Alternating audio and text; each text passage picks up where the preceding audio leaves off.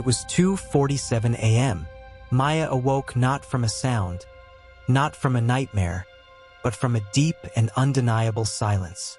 Not the kind of silence that surrounds a sleeping home, but a silence that felt alive, as if something was waiting, watching, or perhaps whispering. She sat up in bed, her heart steady, not racing. The moonlight spilled gently across the floor, and the hum of the fan spun its soft lullaby. But what stirred her was not of this world. A thought moved through her, quiet, unfamiliar, yet intimate. "You're not alone." She froze, not in fear, but in awe. It wasn't a voice, not something heard with ears, but something felt in the marrow. Presence, a memory, a love that didn't have a name but had always been there. She didn't tell anyone the next morning. How do you explain something that never made a sound but changed everything? From that night forward, Maya would begin a journey that altered her understanding of life, of purpose, and of connection. A journey into the unseen realms of spirit guides, higher self, and the divine companionship that walks beside us every day, even when we feel most lost. Long before religion, before books, before language itself, our ancestors knew how to listen.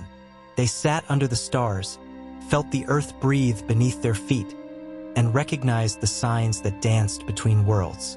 They didn't question whether spirit was real, it was the world. In tribal cultures, spirit guides were not myths. They were honored companions. They appeared as animals, dreams, wind, ancestors.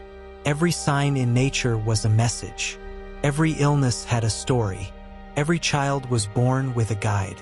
But as the modern world emerged, bright with technology and logic, we began to trade intuition for instruction. We stopped listening to the quiet things. We labeled spiritual wisdom as superstition. And in doing so, we forgot something essential. We forgot we are never alone. Spirit guides are not some mystical fantasy.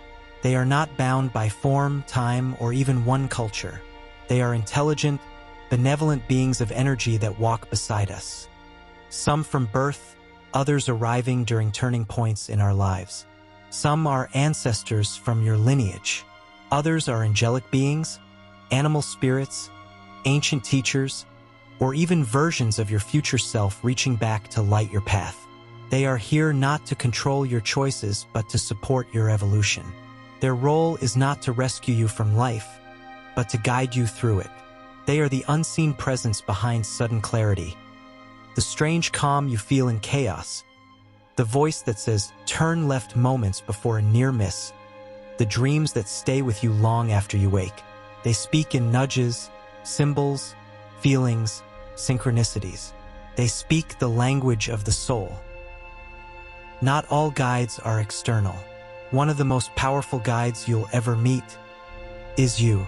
The higher self is the most expanded, divine version of your consciousness. It's the you that exists beyond fear, beyond ego, beyond limitation.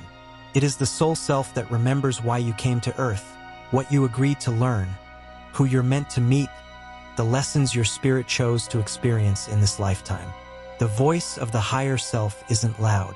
It doesn't beg to be heard. It waits patiently for stillness.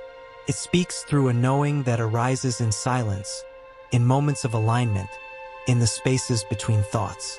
But how often do we ignore it? How often do we feel that gut reaction, that subtle push toward or away from something, and immediately override it with logic, doubt, or fear? Each time we do, we silence a divine channel. Each time we don't listen, we delay the alignment we seek. Spirit doesn't always speak in language. Sometimes it speaks in patterns, in moments, in nudges. You miss your bus and run into someone who changes your life. You think of someone and they call you seconds later. You see repeating numbers 111, 222, 555, again and again until it's impossible to ignore. A feather in your path. A song that plays at the exact moment you're thinking of someone who passed. A recurring dream. A strong emotional wave when you enter a room. These aren't accidents. These are whispers. Your guides are always communicating, not in dramatic revelations, but in subtle invitations.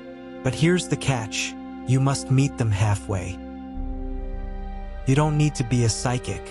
You don't need rituals or special tools. All you need is presence. Start with stillness. Make space. Create sacred time in your day, even 5 minutes, to just breathe, listen, observe. Before sleep, ask, who is with me? What do I need to know? In the morning, journal what you remember. Meditation, prayer, long walks in nature, dream journaling, intuitive writing. These are all portals to communication. And most importantly, trust what comes through. Don't judge it. Don't edit it. Let it speak. Often, the first thought, the first image, the first word that appears after you ask is the right one. It's when you start questioning it that you lose the connection. There are times in life when everything falls apart. The job ends. The relationship dissolves. The illness comes. The grief feels too heavy. And in those moments, we feel utterly abandoned. But what if those were the moments when your guides were closest?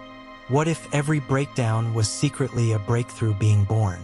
What if those times when you screamed, "Where is God?" you were being held more tightly than ever before? Your guides are not here to stop you from pain. They're here to walk you through it, to remind you who you are in the fire, and to lead you to the light that waits on the other side. They are unconditional love, unseen, unshakable, unyielding. Before you were born, your soul made agreements to learn, to heal, to grow, to serve. And part of that agreement was this: you would never walk alone. Your spirit guides were chosen for you. You knew them before you had a name. You walked with them before you had a body. They have been by your side in every lifetime. You may not remember them, but they remember you. They are here, now, in this moment, waiting for you to stop, breathe, listen, and remember that voice you've been ignoring is not your imagination. It's your truth trying to come home.